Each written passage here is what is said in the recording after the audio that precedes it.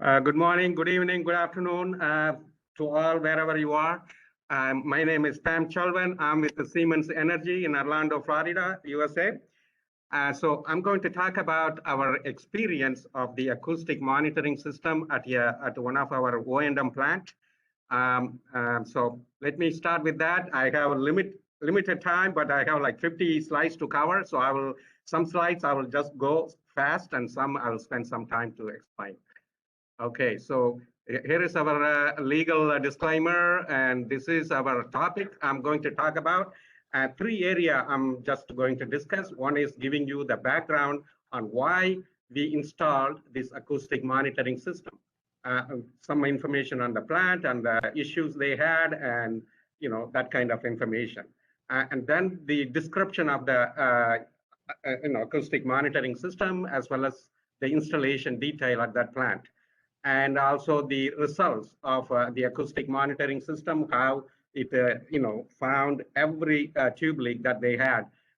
So let's go to the slides. So this is the plant information. The plant started commissioning an operation on December 15, 2009. I just want you to remember this date, because after this date, in 3 years, we got the first tube leak. And so this is a Siemens V94.3 gas turbine with the SST 5000 steam turbine, 50 hertz generator.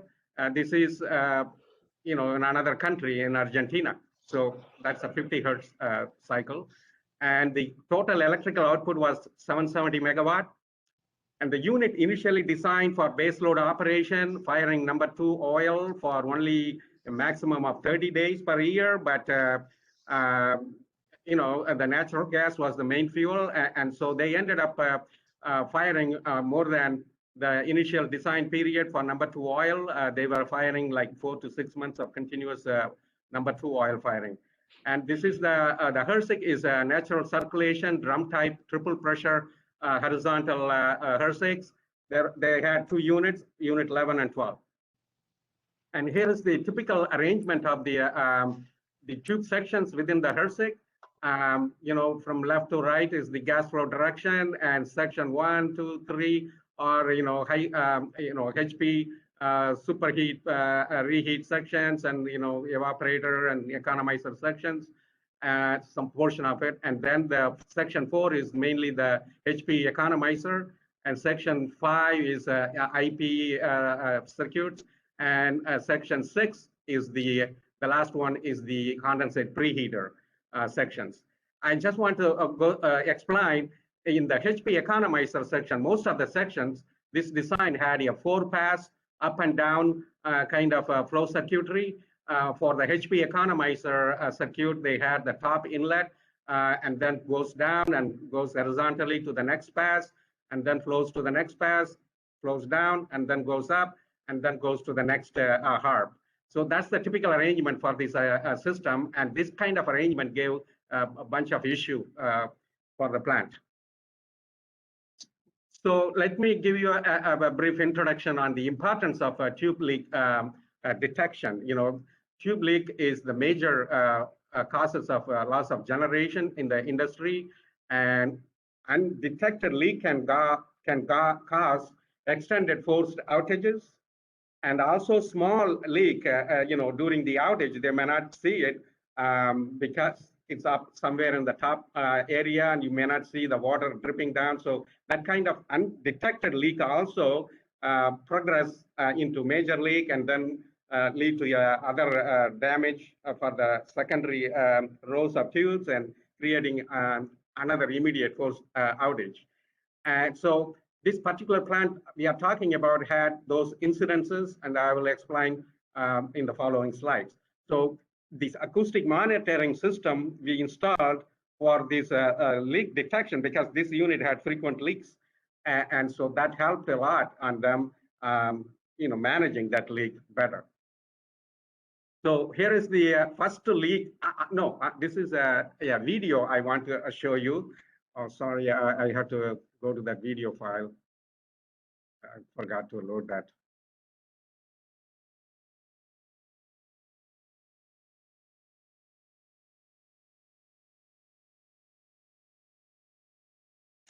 Can you see the video? Yes.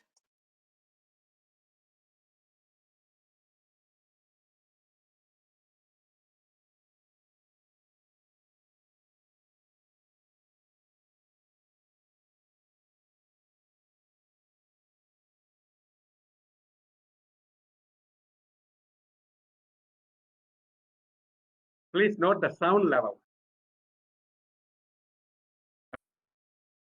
Okay, I go to the slides. Okay, on that video, what I want to emphasize is the sound level intensity of that jet of water coming out is kind of more. That's during an outage.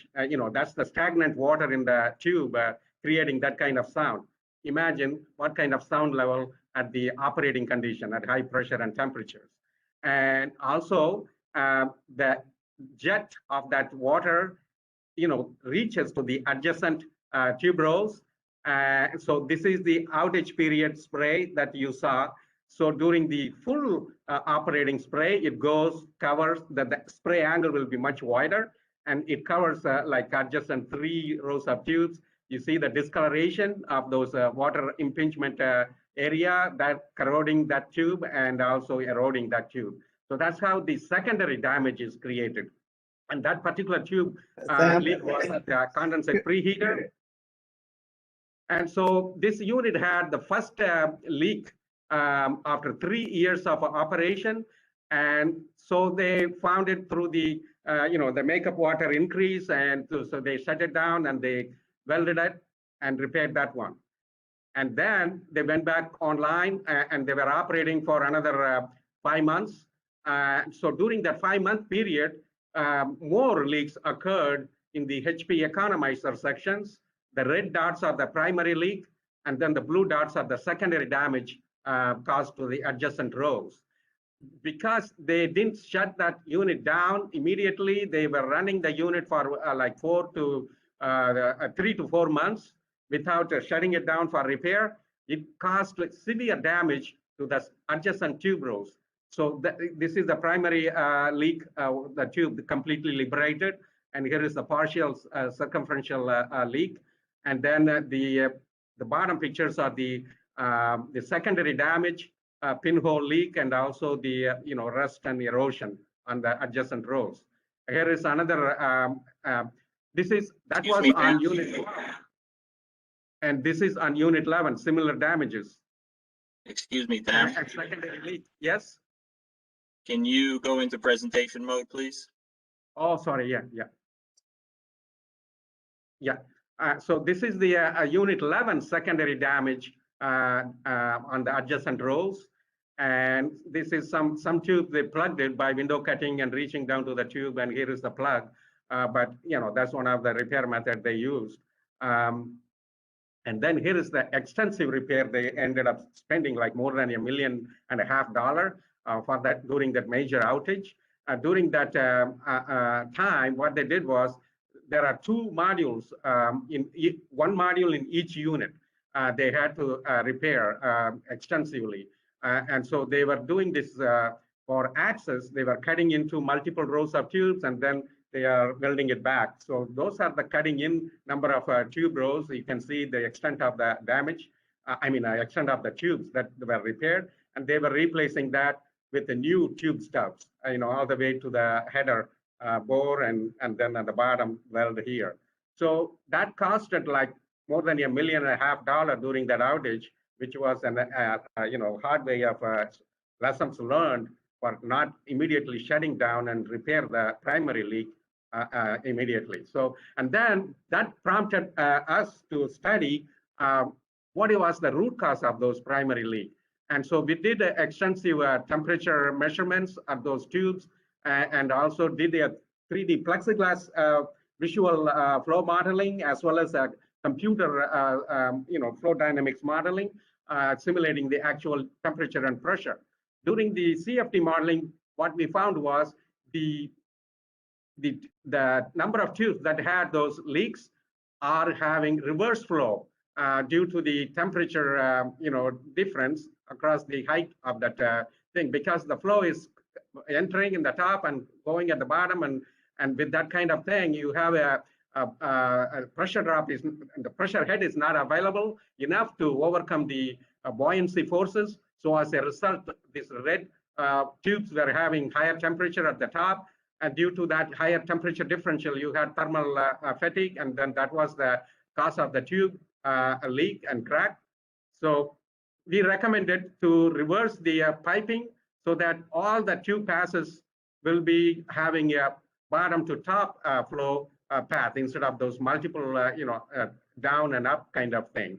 And so that the bottom picture shows those uniform temperature with that kind of modification. That was a solution we recommended, but that solution was expensive. It costed like around $3.5 million. So they didn't want to go with that one. But before I go to the, what they did, I want to give you an introduction on the acoustic monitoring system. The acoustic monitoring system is different from the traditional way of leak detection. The traditional way are like, first one is you may notice sudden increase in the makeup water. That's the usual way of finding the leak, but it takes some time to notice it. Also, the moisture content in the exit flue gas, if you have the moisture meter or the stack CEMS has that facility. And also the steam in the stack plume you will see. Also the bottom water, wet from the leak flowing down and getting through the insulation, and you'll see a drip.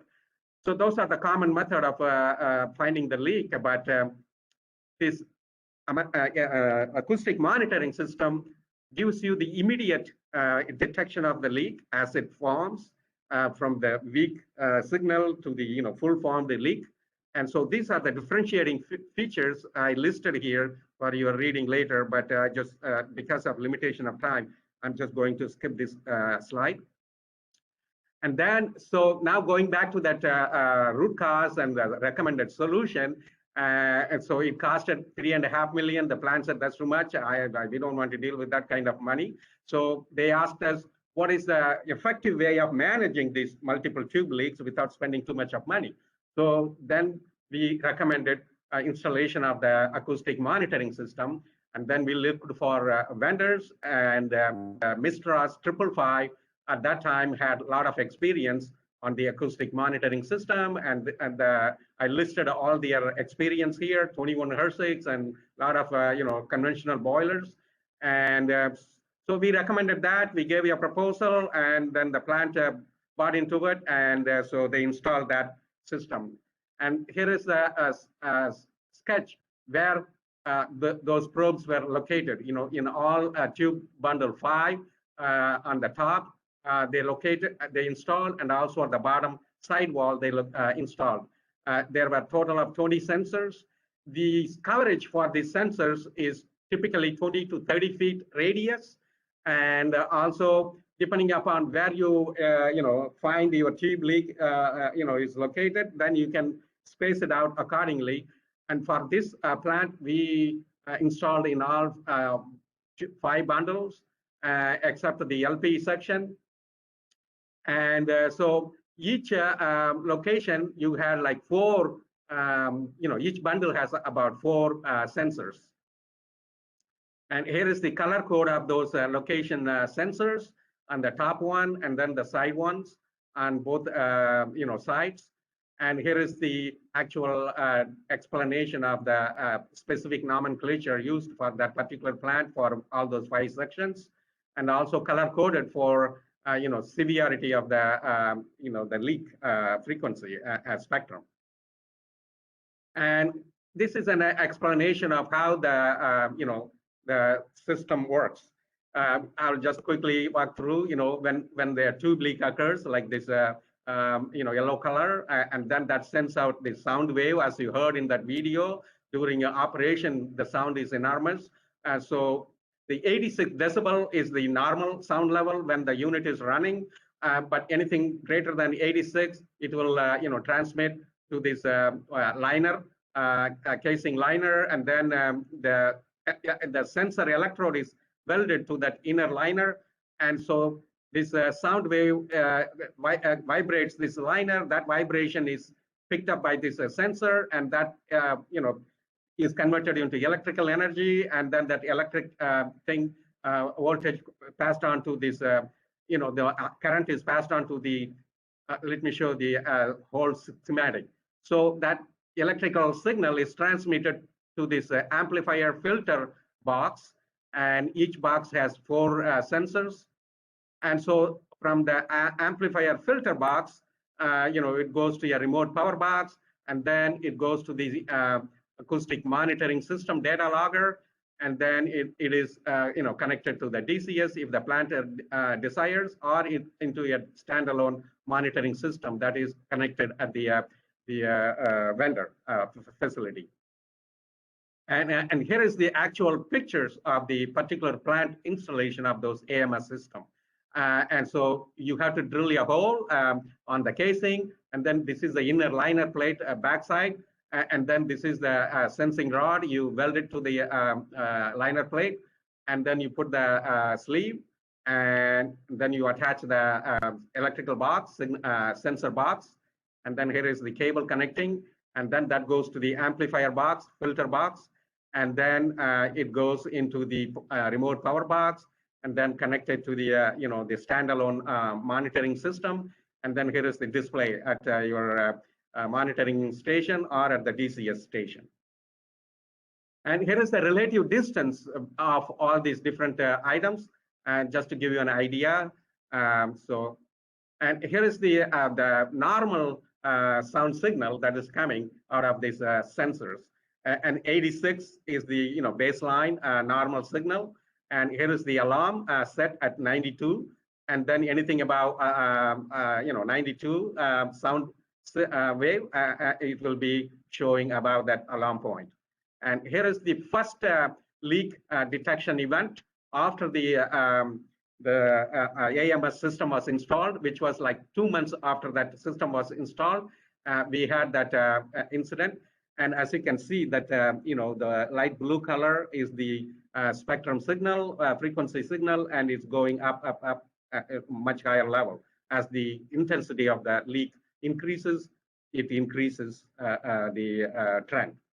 And then after a while, it stays at fully developed leak, it stays horizontally at that level. And here is the indication of the zone where the location of that leak is. And that's on section 4, left-hand side module. And so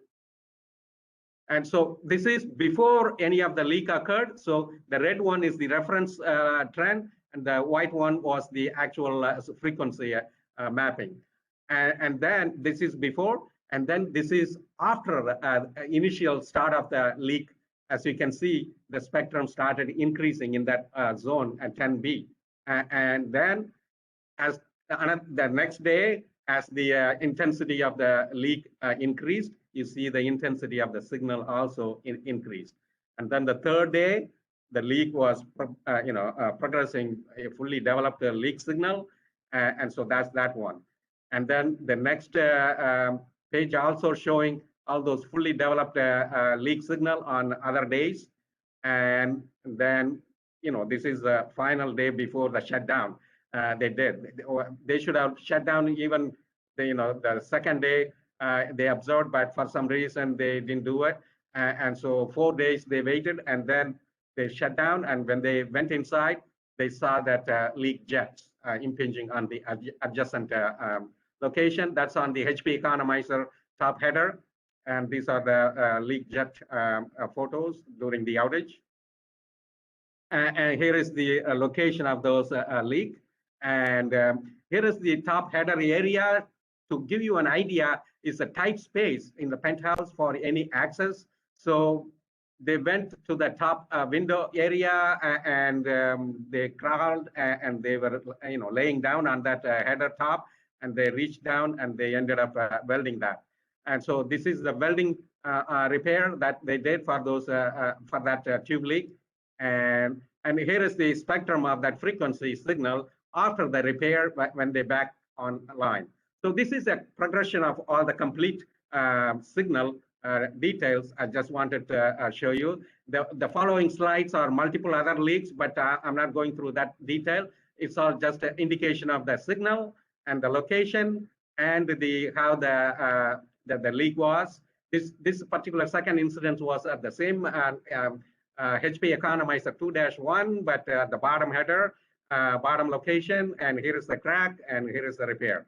And then the third incident was, on 10/19, October 1917, and at the same area.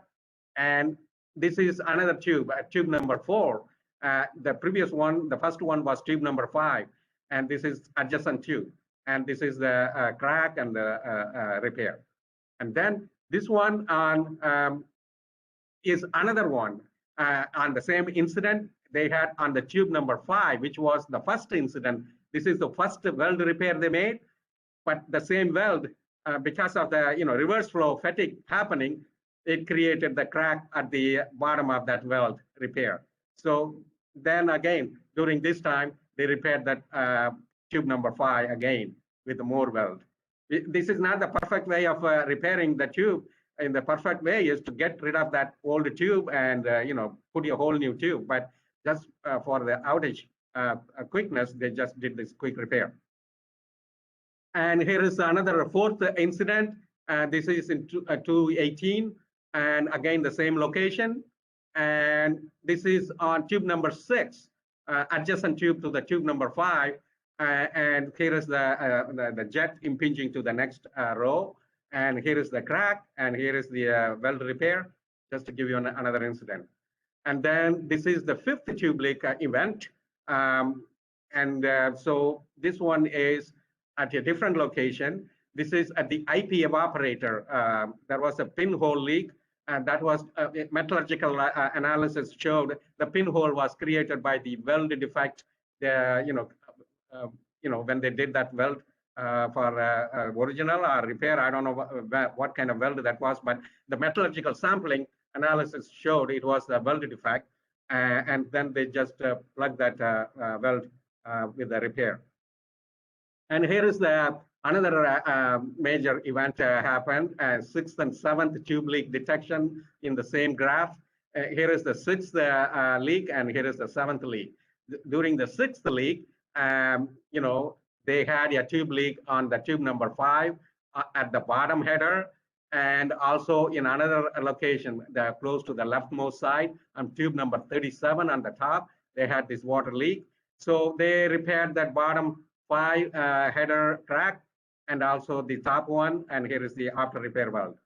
And then after they repaired, they shut down and they came back online. Within few days, they had another leak incident, and that was this slide. And that incident was on header 29, which was on the top, HP economizer 2-1, and tube number 5 and 6, the adjacent 2 tubes that they were welding repeatedly. And tube number 5, here is the crack, and tube number 6 here, 5 crack and 6 crack, and then they did again patch weld to do that quick repair.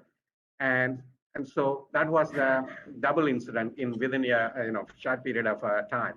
And then the 8th leak is the bottom header and that tube number 5. Again, that was the previous 6th leak incident, and at the same welded area they cracked again, and then they repair welded. But they decided, because at those locations, because of the reverse flow, it has been frequently happening. Whatever the patch welding repair they did is not helping them. So what they did was, to completely get rid of that problem at that time for those tubes, they cut those tube sections on the top and bottom and plugged those 2 tubes, 5 and 6. Just, they thought they could get away with that problem, but it's not. The next slide will show that event didn't go away. So this is the 9th incident, because this is the header 29, and so the tube number 5 and 6 they plugged was just behind the front row of tubes. Even though they eliminated that particular tube row problem, the reverse flow incident was not completely gone. And so what that did was it started damaging the other neighboring tubes. The front row, instead of the front row 5 and 6, now the rear row tube number 4 got that damage, and here is that damage that was observed in 2020, October 2020. And so here is the intense leak right there. And then that's the crack. And then they welded again with that, patch weld. So that was the extensive number of leak on Unit 11. And then on Unit 12, they had one leak, but it was not at the HP economizer, even though they had other leak at other incident, but we didn't have that signal. So they had two other incident, Unit 12. But this is at the evaporator 1, IP evaporator 1 on Unit 12. They had that signal. So I, plot that incident. Here is the bottom header, and it's in the middle row. And so you can see that the jet of water coming out through those gaps. And so it's going to the next row area. And they had to remove that front baffle to access that tube. And so they did that access, and then they did the patch weld at that location. So like that, they had multiple incidents, and all those even small tube leak incident, this acoustic monitoring system was able to pick up those leak incidences, and it was very effective. So the customer was very happy after installing that cheaper solution to manage the tube leak multiple incidents better.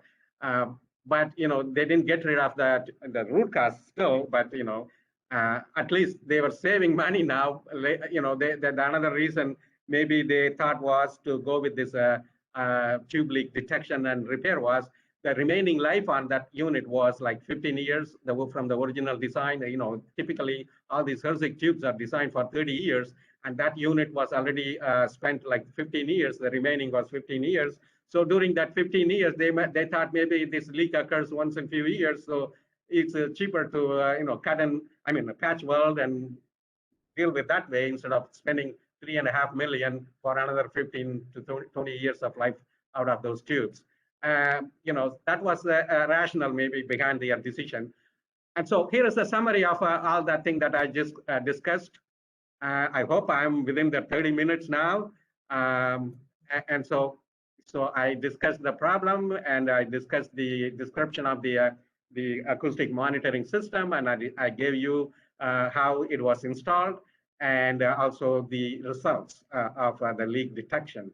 And the leak detection immediately detects your leak because even as it forms with a small leak, you'll see the signal indication. And also the acoustic monitoring vendor has this dedicated surveillance program in their facility. The plant may not even notice, but the vendor notices it immediately as the leak occurs. As soon as they see this increase in the signal, they alert the operator, and then the operator takes a look. Oh yeah, that seems to be occurring. So, and then they alert the management. Okay, we need to do some shut down, that kind of thing. So it was very effective in that sense. This remote surveillance of that remote monitoring from the vendor. So the customer was very happy overall, and that's the experience of this first acoustic monitoring leak system installation at that particular facility. And then we are recommending to install it additional plants of our O&M fleet. Now let's open up for the discussion of questions. Oh, thanks very much, Tham. You were exactly on time. That was excellent. And we have a number of questions. There's some come in to us, and we had some from beforehand. So we'll start off with there's two related questions, and I'm not sure whether you want to or can answer these. The first one was from Michael Di Bortoli, who wanted to know the installed cost of the system, and a related question from Arturo Nunes was whether you have any idea of the savings of having the ability to timely identify HTF. Yes, I can answer that. I'll show you this picture. The typical scope depends upon how many sensors your unit is requiring. But I'll give you a rule of thumb kind of budget for you. For that particular for this unit, this has 6 sections. Each section has 4 sensors, so that's like 24 sensors. For that 24 sensors, we recently got a quote from this vendor, and they quoted close to say like $300,000, including the surveillance, everything. So that gives you like $12,500 per sensor assembly and other equipment. So that's your, order of magnitude kind of number for your budgeting purpose. And the other question is the savings. You can see in this initial, okay, here is the slide I want to see. Here is if you don't repair the primary tube leak immediately after it occurs, this is the damage, extent of damage it could cause. They waited for 4 months, and that 4 months of damage is the extensive secondary tubes damage. And they ended up in this particular unit, this is actual expense they made greater than $1.5 million just for 2 modules, 1 module in each unit.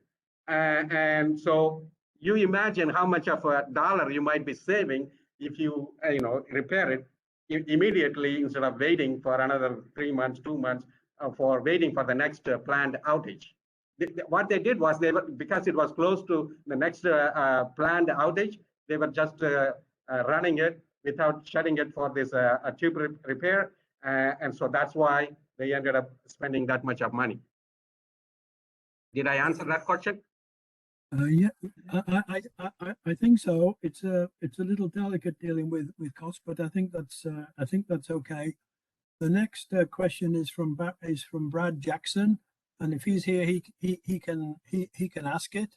If Scott can release him, he was asking about the design life of sensors. Is Brad here, Scott? The design life of sensors, that we need to ask the vendor. I think it's like I don't want to say anything on behalf of the vendor. So this is a question we have to ask Mistras if anybody from Mistras in this meeting. I invited a couple of people to attend this, but I'm not sure whether anybody from Mistras in this group in this audience. But it has been running. We installed this in 2016. Now it's 2021. It has been doing fantastic job. No issue of any degradation, because all these sensors are located outside of the gas flow path. So I would imagine it could go as long as the outside, as long as that area is not affected by any hot spot, from the leak from the gas, through the other way of hotspot indication. If those kind of indication is not there, then you should last for another 30, 20 years, because it's all in the cold area behind the inside liner plate, and also it's all insulated in the cavity between the liner plate and the casing, and then outside cooling. So I don't see damaging mechanism for that to failure soon, but it has been working with no issues from 2016 to now. Hopefully it will continue like that. But to give you an absolute number, I think we have to ask the Mistras vendor based on their other experience, how many years it lasts. Okay. Good. Yeah, thanks, Tham. There's a couple of questions on the mechanism. I'll just let me see if I can sort these out. There's one from Mr. Arekwa, and he asked whether this problem, I guess the tube failures is usual, and there was another one here from Mr. Mulqueen. Who says, what was the root cause of the failures? Was it material issue or overheating? Tham, I don't think we really need to get into that in too much detail, but if you know, you can just indicate. Yes, as I said in this summary slide, for this particular unit, this, this design has this reverse flow issue. This is top to bottom, not enough pressure head available to overcome the buoyancy forces.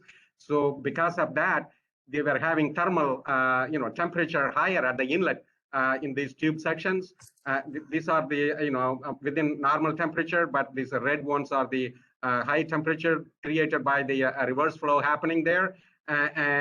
So that's a design issue. So for that kind of HRSGs, it happened. We validated this before even we say this is a design issue. To validate that, we looked at all the design in other countries like France, England, Argentina, and other places, whether they have the same issue. And all those design at this location, they all had the same issue, same location of the tubes. So based on that, we concluded it's going back to the design issue. So that's the reverse flow was the root cause, and the thermal fatigue that the reverse flow created was the crack initiating factor. And so for that particular design, that is going to happen unless they do the change in the design or rerouting of those, feed pipe for that particular plant. But if you are asking other design plant, if you have enough, pressure head available, some like Oak, for example, that HRSG, they have size of the header smaller, and they have enough pressure head available on the top, and the number of tubes they put in is not allowing for that kind of reverse flow to happen. And so for that kind of design, this doesn't occur. But other crack root causes are your condensate quenching, or spray water leak, impinging, thermal fatigue created by low cycle thermal fatigue created by all those quenching actions from the air temperature water leak, or the condensate carryover to the top header, or the mechanical stress, failure by the mechanical forces, by our high temperature oxidation, like Dr. Dooley is, expert of that, presented a lot of papers on those. And so those are the factors for typical tube failures. So depending upon your unit situation design, you need to look at all those items and determine what kind of factor you may have tube leak, created. Yeah. Thank you. Thank you, Tham. There was a comment from David Anderson. I think, as we know, these types of systems have been used in coal-fired plant and fossil plants for many years, and he indicates that they were helpful during the Enron days. And it's just a comment. And then there's a question from William Peltier, and if he's here, he can ask this question. Is he here, Scott? I'll read it. I'll read it out. He wants to know. I think you already answered. Did this technology identify leaks before they were noticed by conventional methods, by flow balances, visible water coming from the HRU, from makeup usage and stuff like that? Yes, it is. Before you, for example, as I explained before, the conventional method, the first one you notice is the makeup water increase, depending upon the severity of the leak. For initial crack formation leak like this small, on this picture, this is the initial leak crack formed, and the intensity of the leak is very small. So during that time, you may not see the significant increase in the makeup water increase. Only, the full developed leak will, jet out a lot of water. So at that time, after you run it for a while, you may see that increase in that water quantity, makeup water quantity. And that takes time before you even notice it. With this acoustic monitoring system, as this particular page can show you, this is the initial stage of the leak, and here is the before the leak occurred, one day before. This is the next day during the initial day. stage of the leak, and then the following day is the next progression level, and the third day you see the maximum leak. So the leak detection detects as it occurs. So the answer is yes, it predicts, it tells you as the leak starts occurring before any of the traditional method could indicate to you. That the traditional, all of them will take some time. Whatever method, that the 4 of them I listed, you know, the makeup water or the steam plume coming out in the visibility, or the water dropping at the bottom floor. Even for that, if you have a small leak, that water has to flow all the way to the top to the bottom, and then it has to go through the insulation layer and, you know, casing, and travel to some other location where it could travel, drip down, and then it will back. So that process takes some time. And so if you consider all those delay in those indication, the AMS system tells you immediately as the leak occurs compared to those traditional methods. Good. Yeah, and there's a related question, Tham, from Syed Jamali, and he says he wants to know after how many days of development of those leaks, how long had the leaks been occurring? Was the plant able to find them, and was it within a day or so? This again, going back to this graph, this is the day before this particular leak started occurring. So as you can see, everything is normal. No frequency variation from the reference. The red is the reference, the white is the actual particular probe's frequency spectrum. And then the next day, you see starts increasing that white trend line, you know, going up and down, spiking up. That's the initial indication of the leak. So within a day, you saw that leak. And then the next day, as the leak area was progressing, you see the medium level of indication, you know, up to 50 hertz. And then the follow each day, as you can, that's why I put in bold the date of those occurrence, 9/3, 9/4, 9/5, 9/6. Yeah. So on the third day, you see the fully developed leak and the fully developed leak signal. So it can indicate as the leak is started to occurring within a day. Good. So there's there's a question here. You and I already talked about it from Bob Schwieger. He wanted to know who the boiler manufacturer was and who did those weld repairs. And can anyone comment on the quality of the weld repairs? They look very poor. Bob, I would say they were appalling. They are some of the worst that we've ever seen. And we talked to Tham about it. Would you like to say anything else, Tham, on them? I know you didn't. I'm not sure whether I'm at the liberty to reveal the OEM because it has all the design flaw that I was mentioning about. I'm not sure legally I can tell it. But if anybody wants to know the particular OEM, please send me an email. Then I will reveal individually that way instead of telling to the public. I don't think we really need to know who the manufacturer is. The question was on how bad the welds were, I think. The weld repair was done by local repair company in Argentina. The plant is in Argentina. So yeah, I'll leave with that. Yeah. That was a local repair company. Yeah, that's good. I think it's obvious to everybody. There's a follow-on question from David Anderson just to the sensors. He says almost lasts forever. I don't think that they've replaced one in 25 years. I assume that's in the fossil plants that he mentioned before. And then we have Sarah Parker from Mistras, and if she's on, she can make a few. She's made a few comments here on the life of the sensors and things. So Sarah, are you here with us?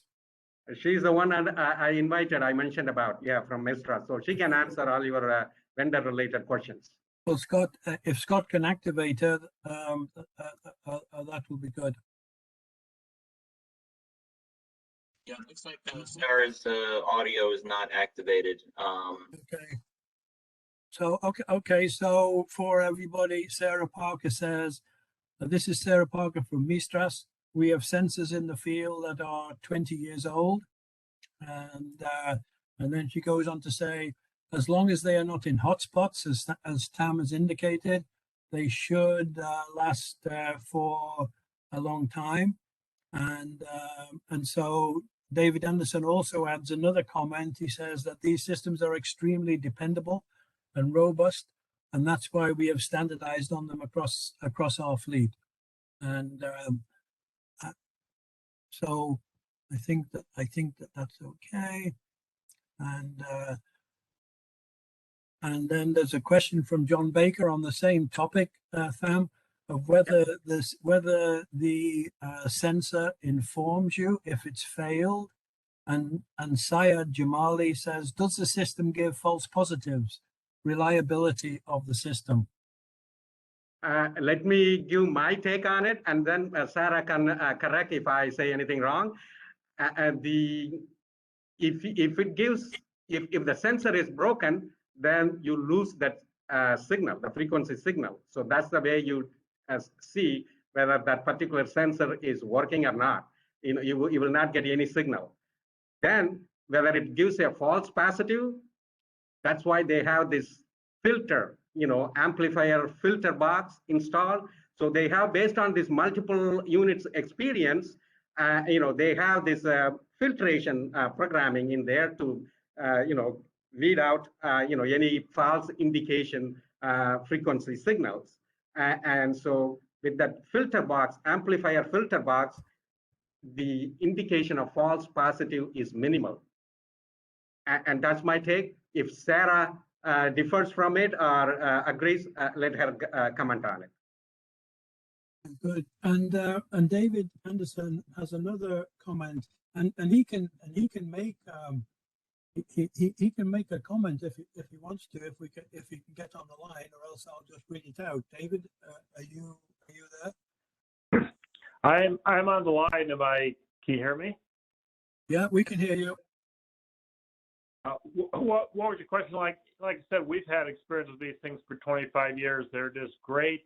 We found leaks like a couple of weeks early. We were able to run with them, so they are great systems. I think my biggest experience with these things is the most value you're going to get from them is how well you monitor the systems, and I really highly recommend getting the Mistras monitoring package, because often they can, to their signal analysis and their expertise, they can find leaks a lot earlier than you can, just because they have so much experience. But these systems are great and highly recommend them. I'm delighted that it's now being used in the HRSG. Like I said, my experience is with a number of our boilers, coal boilers, and they have saved us a lot of money. They are well worth the investment, and it's the best technology that's out there that I'm aware of.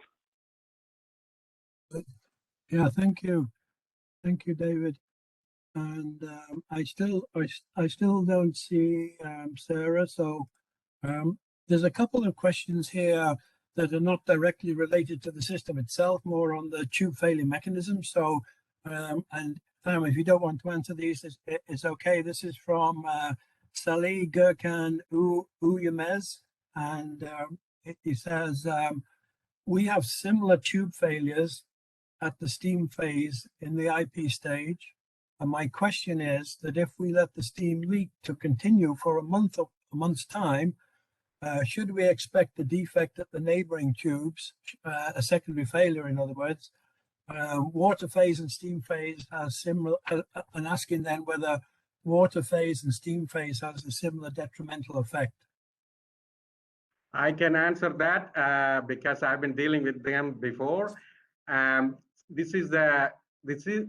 unit is what he's talking about is same design as this particular unit that I presented the results on, unless he says it's a different unit. I assume it's a similar design unit.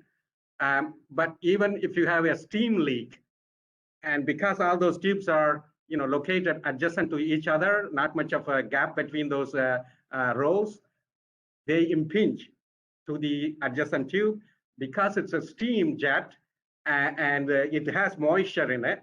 So that will, and also during the operating time, steam is depending upon what pressure he's talking about. If it is the high pressure, it will have high enormous force coming out of that hole and impinging on the adjacent tube and creating the erosion and corrosion behavior that I showed examples of this presentation. So yeah, he would expect similar damages, secondary damages, if he runs it for prolonged time with a steam. Yeah, definitely. My co-chairman, Bob Anderson, has a question. Yeah, Tham, you may have said it and I missed it, but is this unit cycling on and off repeatedly? No, this unit, or just making load changes? It's just a load change, no cycling. And this is designed for base load natural gas, 30 days of number 2 oil firing. The deviation from the original design they were doing is they ended up firing number 2 oil for continuous basis 4 to 6 months every year. So that's the kind of abuse of the system. But other than that, cycling, they're not doing it, but they do this load reduction sometimes. Lately, they are doing it in that way now, not before, during those incidents. Yeah, I wouldn't think the oil firing would have any effect on the thermal transients tubes are seeing. This reverse flow phenomena you described, we discovered that with tube thermocouples in, I think, 1999. Yes, I know that. Yes. Published all this stuff. So there's really no excuse for an OEM to still be building a boiler that has that problem. It's not a real easy problem to solve. Yeah, 3.5 million just for 3.5 million estimated for just 2 feed, 1 feed pipe, 1 exit pipe rerouting. So that tells you how much of intensive field work it will involve if you are not correcting it during the design. Yeah, that's correct. Good. So Tham, we just have about 5 minutes left here for questions, and I've saved some of them because they were a little off the topic. So the first one was from John Lalande, and he wanted to know what the boiler chemistry profile was at the plant that had the tube failures. Do you know that? Yes. I'm not sure that it's relevant to reverse flow situations, but could be if it was FAC like we talked yesterday. Okay, the chemistry, they manage chemistry very well. We looked at all the parameters. They are all within the recommended levels. The like pH between 9.4 and 9.8, O2 between 5 to 10 or 15 ppb, and they had FAC indication in the LP IP circuit.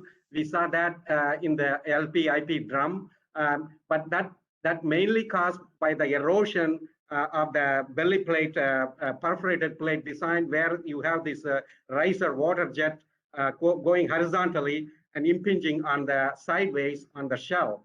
And so chemistry, they are managing well, and they are, most of their items are within the limit, but the main problem they had was this reverse flow in that particular sections. Chemistry, they were doing pretty much well, given the many things could go wrong in the actual plant. Okay, all right. So so that's all the ones that came in today. Just let me finish off here. There's a couple, and I think you've already covered these. The first one was from Hans-Peter Zinn, who sent. I don't think he's with us today, but what are the range limitations for acoustic leak detection methods?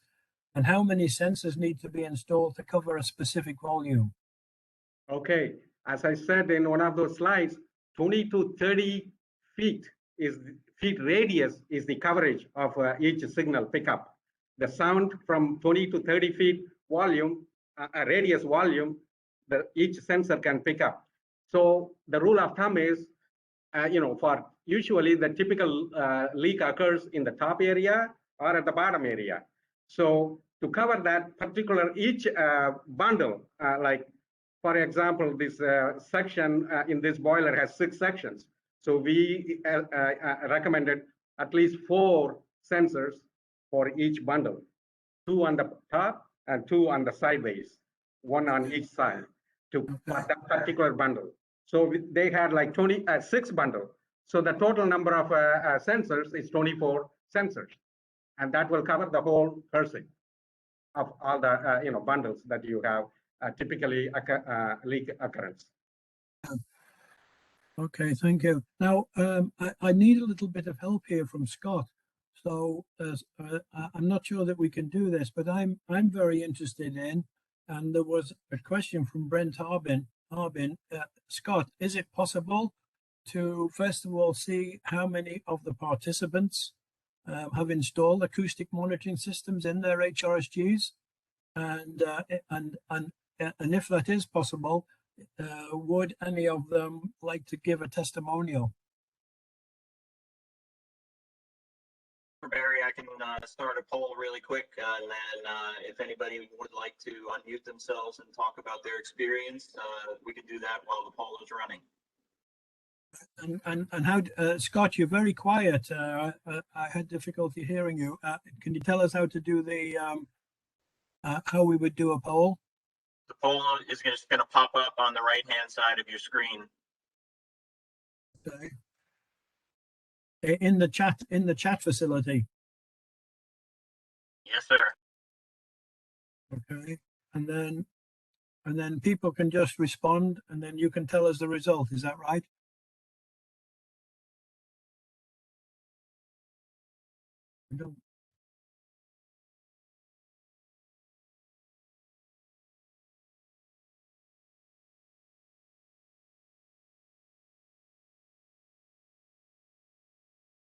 I don't know if we've lost Scott. You still there? Yeah, I'm still here. I'm just getting the poll up. So yeah, if anybody has any experience to share, please do that while I